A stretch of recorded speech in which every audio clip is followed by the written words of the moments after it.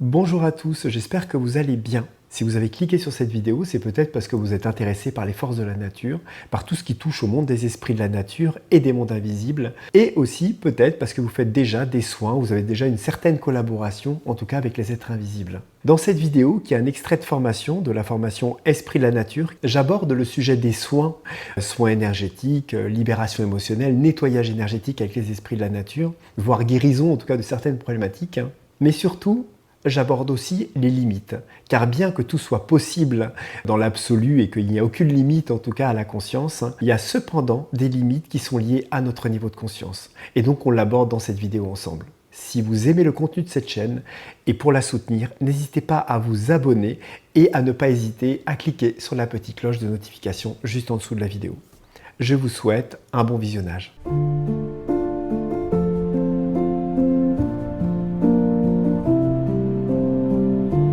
Si on parle d'émotions négatives, bien sûr, parce qu'on ne cherche jamais à régler des émotions positives, je crois qu'on ne s'est jamais posé la question de comment je peux faire avec cette émotion positive, à faire en sorte de la régler. Je pense que c'est plutôt très souvent une contraction en fait, intérieure.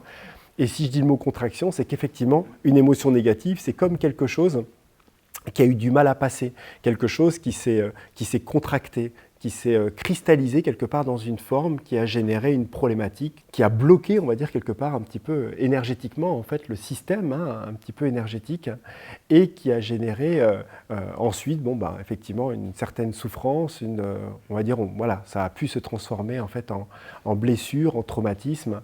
Cette contraction a capitalisé de l'énergie dans l'ensemble, en tout cas, de notre corps. Parce qu'il faut bien réaliser que quelque part, à chaque fois que nous avons une émotion, négative, bien sûr, on s'entend par négative, c'est pas que c'est mauvais, c'est tout simplement que ça a une polarité qui a étranglé quelque part, un peu sclérosé notre sphère énergétique. Cette contraction, en fait, capitalise de l'énergie en nous. Et plus on a des émotions qui nous bloquent, plus on a des émotions négatives qui sont en nous, plus on perd de l'énergie et plus on baisse en vibration. Parce que naturellement, les émotions positives, elles ne se stockent pas, elles élèvent, elles rayonnent tout simplement. Alors que les énergies négatives, comme je vous le disais sur le principe de gravité hier, elles se sclérosent et ça bloque l'énergie et ça nous fait baisser en vibration. Dans une maison, c'est la même chose. À partir du moment où il y a de l'énergie comme ça négative dans un lieu, c'est la même chose, c'est qu'en fait ça plombe le lieu et effectivement on perd notre énergie dans le lieu. Donc ça, c'est une chose. Mais si on pose la question de, effectivement, est-ce que les esprits de la nature peuvent nous aider? Alors oui. Oui, ils peuvent nous aider, mais il y a des limites en fait à ça. La véritable possibilité pour nous, en tout cas, de libérer les émotions, c'est d'être prêt à y aller. Parce que derrière ces émotions, il y a des causes en fait. Il y a des problématiques qui sont là, il y a eu des contractions, il y a eu des charges, des incompréhensions. Parce que c'est toujours ça en fait, quand on est face à une émotion qui nous a touchés, c'est qu'il y a quelque chose qui n'a pas été compris.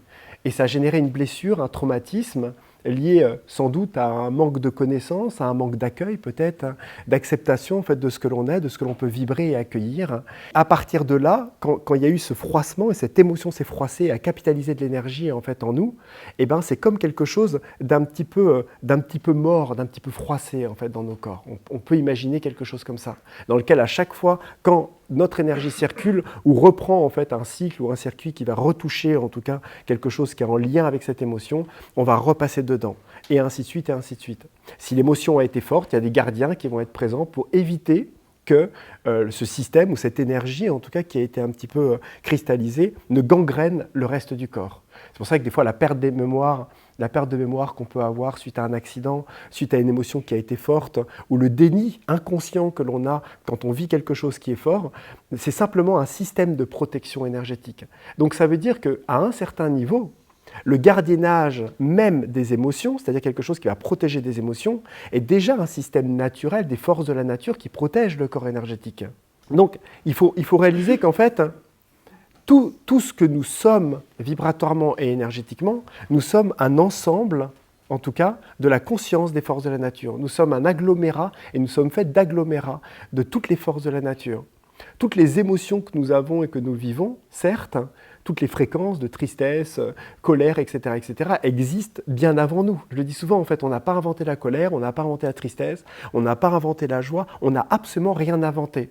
On a emprunté énergétiquement, de par nos corps, la possibilité d'expérimenter ces fréquences énergétiques, de les individualiser dans notre perception, et dans nos constructions intérieures pour en accaparer la vibration et les jouer avec, les construire, les froisser, les libérer, etc. Et c'est ce qui nous fait grandir, c'est ce qui nous apprend à appréhender l'amour et à apprendre à faire grandir en fait un regard plus amoureux et plus grand en fait sur ce que nous sommes.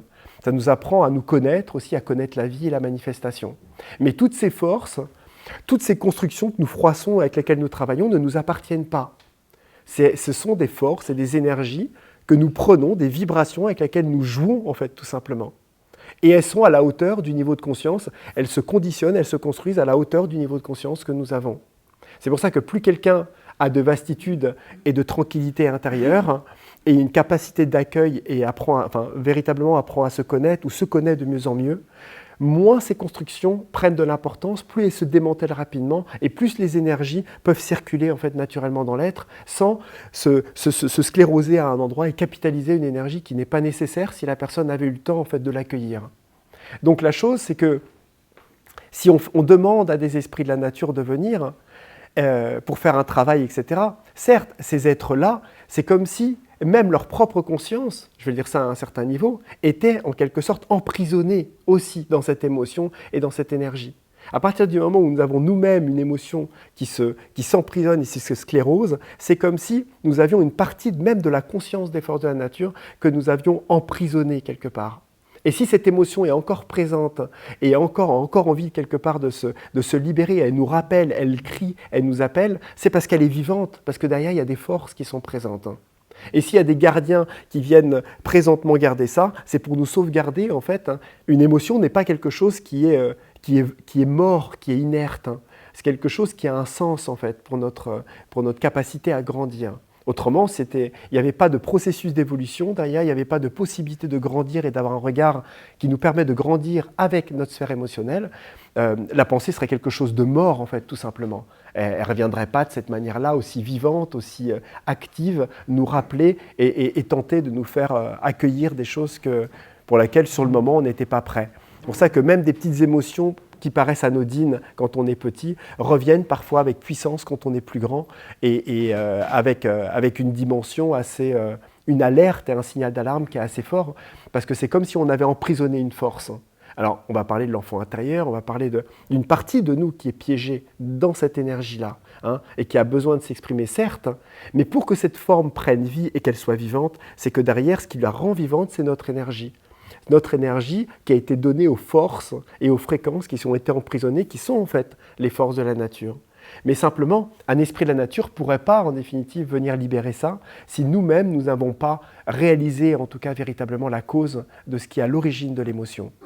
Donc on peut, et en thérapie, on peut clairement appeler des esprits de la nature, commencer à démanteler des choses, parfois libérer des choses. Mais comme je vous ai dit, c'est comme si les esprits de la nature et les forces de la nature étaient au service de la structuration du vivant.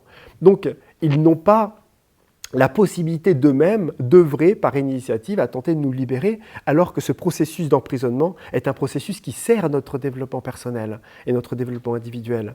En fait, on peut rentrer en relation avec les forces de la nature qui gardent les émotions, on peut rentrer en contact avec les forces de la nature qui ont construit, qui ont cristallisé la charge vivante en nous de cette contraction, mais fondamentalement, œuvrer avec eux pour libérer même les choses, ce qu'on peut imaginer est possible à un certain niveau, n'a pas de sens si la cause de la contraction, c'est-à-dire l'ignorance, l'incompréhension, le manque de maturité ou d'accueil que nous avons eu à ce moment-là, n'a pas été, entre guillemets, n'a pas été réalisée.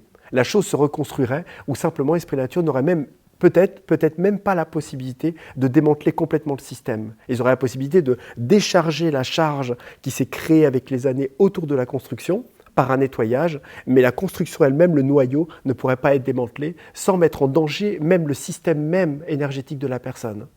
Parce que tout a un sens. Quand les fusibles de la maison ils sautent, c'est qu'il y a un sens.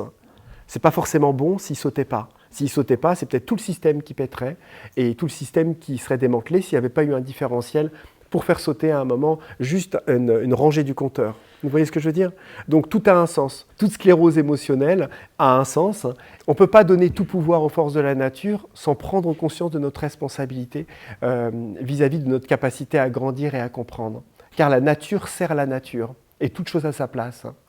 Et c'est comme quand on parle un petit peu, vous savez, de la dualité, de l'ombre, de la lumière, de nos ténèbres, de l'inconscience. Et ben c'est quelque chose qui sert le divin, qui sert la nature en fait, qui sert qui sert l'amour. Hein. La haine sert l'amour. Hein. La colère sert l'accueil et l'acceptation. La tristesse sert la joie. Et on ne pourrait pas vibrer véritablement la joie si nous n'avions pas la colère en processus inverse qui soutient la possibilité de vivre en fait, pleinement la joie. Alors ça paraît bizarre un petit peu comme ça quand on l'imagine, mais cependant, un arbre a des racines. Hein, et nous-mêmes, nous avons des racines. Et nos racines à nous, et bien effectivement, nos pieds, au-delà de nos pieds, dans nos corps énergétiques, il y a des principes de subconscience, il y a des principes d'inconscience. Et c'est là-dessus que nous grandissons et que nous évoluons, en fait, tout simplement. Et nous ne pourrions pas faire naître un amour qui est stable, durable, qui est fort, quelque part, et qui pourrait imaginer être permanent, si nous n'avions pas été confrontés au fur et à mesure à quelque chose qui est inverse à cet amour. Si nous n'avions pas vécu au fur et à mesure plein de possibilités de voir de tous les points de vue en fait les parties sombres qui nous habitent et toutes les contractions qui peuvent naître, en tout cas quand nous ne sommes pas dans l'amour et quand nous ne sommes pas dans l'accueil. Donc c'est vraiment un apprentissage. Et ça, les esprits de la nature, ils ne peuvent rien faire pour ça, puisqu'ils servent simplement le vivant. Prenons un exemple où je vous parlais un petit peu de la forêt hier, en vous disant que parfois, quand l'homme il massacre la forêt, on voit les bûcherons qui font couper les arbres et qui font tout tomber, et on voit cette forêt qui est triste, qui est plombée. Et ça peut durer pendant des années et des mois comme ça. Et il suffit qu'une seule personne humaine vienne dans cette forêt, se connecte à cette tristesse, se connecte aux forces de la nature, et simplement pardonne pour l'ignorance des hommes d'avoir coupé cette forêt, pour que d'un seul coup, dans cette reconnaissance de cette cause, de ce partage fait par un être humain, la forêt redevienne et que les esprits de la nature reprennent leur joie. Alors que d'eux-mêmes, ils ne vont pas le faire. On a la possibilité avec les esprits de la nature de pouvoir soigner certaines choses, avec une maladie ou quoi que ce soit, mais simplement, si ce n'est pas nous qui les orientons naturellement pour le faire, ce n'est pas eux qui vont le faire d'eux-mêmes. Il y a des mécanismes qu'ils peuvent faire, qui font partie de la structuration et de l'évolution du vivant, de notre système humanitaire, notre système immunitaire, de nos énergies, de notre capital d'énergie. Mais cependant, tout ce système, il est naturel, il est lié à un mécanisme qui est normal. Mais si nous voulons aller plus loin que l'ordinaire et faire des choses extraordinaires, effectivement, on peut travailler avec eux et faire des choses. Mais ça aura des limites. Ça aura des limites parce que plus on fait agir les forces de la nature pour aller dans des systèmes qui sont de plus en plus profonds, plus on a affaire à des espaces donc spirituels, à des espaces qui touchent à l'âme et au sens de notre vie. Et là, il y a des choses qui sont possibles et des choses qui ne sont pas possibles.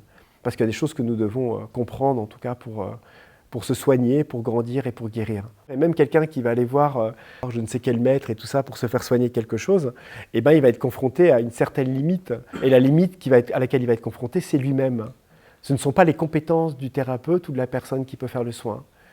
Alors que si la personne est véritablement prête à se soigner et à se guérir, prenons cet exemple-là, même émotionnellement, quelque chose qui est lourd, et bien presque, même si elle allait voir, on va dire entre guillemets, un thérapeute qui paraîtrait pas très compétent, à première vue, et ben le travail pourrait se faire parce que la personne est véritablement prête. Et de ce fait, quelque chose pourrait naturellement amener, en tout cas dans cette union, dans ce partage, une guérison en fait, de cette blessure, qui aurait pu être travaillée avec plein de thérapeutes a priori plus compétents, mais qui n'a jamais sauté à ce moment-là, parce que la personne n'était pas prête. Donc c'est toujours un processus de maturité intérieure, de capacité en tout cas à être prêt intérieurement. Donc il y a vraiment des limites en tout cas dans ce processus-là.